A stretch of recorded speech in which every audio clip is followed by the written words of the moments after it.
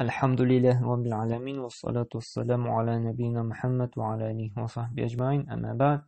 Bugün biz 5-нче сәбәп турында сөйләшеп китербез. Әгәр дә безгә карата инде берәр нинди начарлык кылсалар, кешеләр инде безгә явызлык эшләсәләр, алар дәрәҗәсенә төшмичә, алар кебек инде кешегә әшәкелек кылмас өчен үз-үзеңне тотып кала белергә ярдәм итүче сәбәпнең 5-нчесе ул Аллаһы Тәгалә синең белән булуын һәм әгәр дә үзеңне тотып калып сабыр булсаң, Аллаһы Тәгалә сине яратуын сизеп, фикерләп, уйлану. Аллаһы Тәгалә Анфал сүрәсенең 46-нчы аятында әйтә: "Васбиру инналлаһа ма'ас-сабирин" ди. Сабыр итегез ди. Аллаһы Тәгалә монда әмер итеп әйтә, сабыр итегез ди. Сабыр итсәгез яхшы дими, сабыр итегез ди, әмер итеп әйтә. Ни өчен? Дөреслектә ди, Аллаһы Тәгалә сабыр итүчеләр белән ди.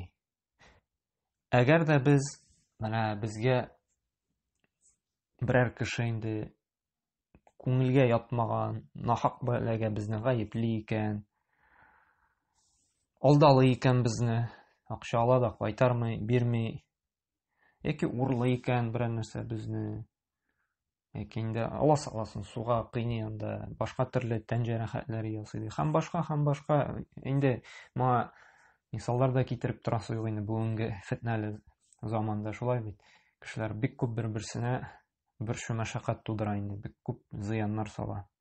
Әмма ләкин шуңа карамастан, шундый ук явыз кеше дәрәҗәсенә төшмичә, аларга үч алмыйча, алар кебек булмыйча сабыр итәсең икән, җавап кайтармыйсың икән, Аллаһ Тәгалә әйтә, сабыр итәсең икән, Аллаһ Тәгалә нәрсә ди? Мин сезнең белән булачакмын ди. Ягъни, юк, менә әшәкелек кылдылар, бәребер әле мин бөтен дөнья шушы әшәкелек белән тулган булса да, әмма ләкин әлхәмдүлилләh бөтен дөнья тулмады, әмма ләкин яхшы кешеләрдә яхшылык та бар, әлхәмдүлилләh. Әмма ләкин күбенсенчә инде күп кешеләр инде без бит инде әйтәбез хәзер, йомшак булсаң, әйбәт булсаң, сине таптап изеп китергә генә торалар дип. Бер карамактан бу фикер дә дөрес. Әмма ләкин шуңа карамастан син үз-үзеңне тәрбияләп, нәфесеңне шушы аятлар белән давалап, әгәр дә мин сабыр итәм икән, миңа явызлык кылсалар, әшәкелек кылса, мин бәребер алар кебек булмыйм әле, чөнки Аллаһ Тәгалә минем белән булачак дип сабыр итәбез икән, Аллаһ Тәгалә инде безнең белән булачак, чөнки дөреслектә Аллаһ Тәгалә сабыр итүчеләр белән. Ничек аңларга менә бу Аллаһ синең белән булуны, Аллаһ Тәгалә сабыр итүчеләр белән булуны? Ягъни нәрсә дигән сүз? Беренчедән, Аллаһның ярдәме киләчәк сиңа. Һеч шиксез Аллаһы Тәгалә ул кешене икенче синең белән булмаса да икенче җирдән берәр каян инде әмәлен чыгарып, аңа җәзасын бирәчәк. Бүтән юллар белән ул сиңа икенче җирләрдән ярдәм чыгарачак, сиңа ярдәм итәчәк. Аллаһы Тәгалә бәребер сине инде бәла-казалардан, бүтән төрле проблемалардан сак куячак. Аллаһы Тәгалә сиңа инде шушы сабырлыгың өчен бәрәкәт бирәчәк, син вакытыңа, малыңа, гаиләңә, синең сәүдәңә, эшеңә. Һәм Аллаһ Субханаһу ва Тәгалә гамәлләреңдә, эшеңдә тәүфыйк бирәчәк сиңа. Аллаһы Тәгалә туры юлны күрсәтәчәк, тагын да гамәлләреңне төзекләндерәчәк. Аллаһның менә бу синең белән булуы, бөтенесе шушыны инде галимнәр әйтә, үз өчен ала дип. Аллаһның ярдәме, саклавы, Аллаһның бәрәкәте, тәүфыйгы. Һәм инде тагын нәрсә? Аллаһ Тәгалә сине ярата башлый. Аллаһ Тәгалә сиңа карата мәхәббәте арта. Моңа дәлил Али Имран сүрәсенең 146-нчы аяты. Аллаһ Тәгалә нәрсә ди? Валлаһ юхиббус-сабирин ди. Аллаһ Тәгалә сабыр булучыларны, ягъни шушы үз-үзен тота белүчеләрне ярата ди. Менә бу бит, әгәр дә шушы аятлар, фикерләр турында без уйлансак, фикер йөртсәк, карале, алар нинди генә начарлык кылмасалар да, мин алар кебек булмыйм, сабыр итим дип, чөнки Аллаһ Тәгалә мине яратачак дип, Аллаһ Тәгалә сине ярата икән, һәр вакытта дугаңа җавап бирәчәк. Нинди генә хаҗатың булма, Аллаһ Тәгаләдән сорыйсың, һичшиксез ул сиңа тиз арада җавап бирәчәк. Һәм Аллаһ Тәгаләнең саклавын, яклавын сорыйсың, син саклаячак, яклаячак. Хәерлесен күрсәтәчәк. Бу бит иң хәерле. Ул сиңа инде шушы кыска гына вакыт эчендә, кыска гына сәгать эчендә диек, үзен бәрәкәтен бирәчәк. Бик күп кыска гына вакыт эчендә күп файдалар алачаксың. Шул ук менә бит инде хәзерланабыз, акча җитми дип шулаймы? Ишенешкә ялгыйбыз. Әмма ләкин шушы әз акчадан да Аллаһ та бәрәкәт бирәчәк. Бар нәрсәгә дә җиткерәчәк Аллаһ Тәгалә. Әле шунсы да тагын безне тотып калырга, үз-үзебезне шушы явыз кешеләр дәрәҗәсенә төшермәскә ярдәм итүче, шушы сабырлык ул иманның яртысы икәнен аңлау. Чөнки сабыр итсәк, сабыр итү иманның яртысын тәшкил итә. Чөнки әйтәләр бит, иман ул ике өлештән тора дип. Бер өлеше сабырлык, икенче өлеше шөкер итү. Чөнки Аллаһ Тәгалә биргән бу байлыкка, маллыкка, ниъмәткә шөкер итә дә белергә кирәк. Ләкин бит без бүгенге көндә бик зарланабыз, шулаймы? Бик рәхәт тормышта яшибез, бик мул табыннарыбыз безнең, әмма ләкин барыбер зарланабыз. Безгә бер бүлмәле квартира җитми башлый, 3 бүлмәле кирәк башлый, 3 бүлмәле алгач безгә 3 бүлмәле квартира кирәк булмый инде. Каты җитми башлый. Без өр-яңа анда Лада Грантада йөрибез икән.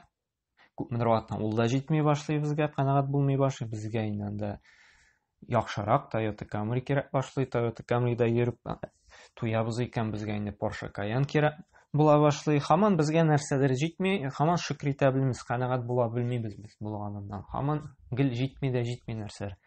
Шөкер итә белмибез. Шуңа күрә иманның бер өлеше шушы Аллаһ Тәгалә биргән ниъмәтләренә шөкер итә белү. Һәм икенчесе инде мансарахат вакытта шөкер итә белү. Менә бүгенге көндә байлыкта яшибез, шуны танып, аңлап, шөкер итә белсәк, булганнан канәгать була белсәк, бу инде бик зур бәхет. Әмма ләкин моңа бик сирәк кешеләр генә ирешә. Чөнки бүгенге көндә зарланулар бик күп. Һәм икенчелеше сабырлык. Һәм шулай ук рәхәттә яшәсәк тә төрле бәла, мәшәкатьләр килә. Әгәр дә инде без сабыр итсәк, түзә алсак, бу шулай ук иманның инде бер өлеше булып тора. Аңладыгызмы? Иман ике өлештән тора дип әйтәләр кайбер галим. Сабырлык һәм шөкер итү.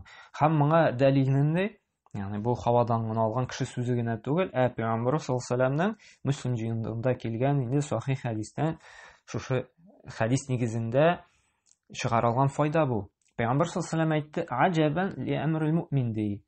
Мөмин мусульманның хәле бик гаҗәеп ди. Инна амраху куллаху хайр ди. Чөнки ди дөрестлектә ди, аның әмәле ди, һәр берсе ди аңа хәерле ди. Ва лайса зак ли ахадин илля лил муъмин ди. Әмма ләкин һәр кеше дә моны татый алмас ди, илләдән хакыйкый мөмин мусульман гына моны аңлый алыр, төшенә алыр ди. Чөнки ни өчен шулай? Дәвам итеп әйтә: "Ин асабатху саррау шакара факана хайран лаху" ди. Әгәр дә ди аңа шушы шатлык килсә ди, муллык, рәхәтлек килсә ди, ул Аллаһ Тәгаләгә шөкер итә ди, рәхмәтен белдерә ди. Һәм ул аңа инде хәерле була ди, хәерлек белән кайта ди. Һәм шулай ва ин асабатху даррау сабара факана лаху хайран лаху ди.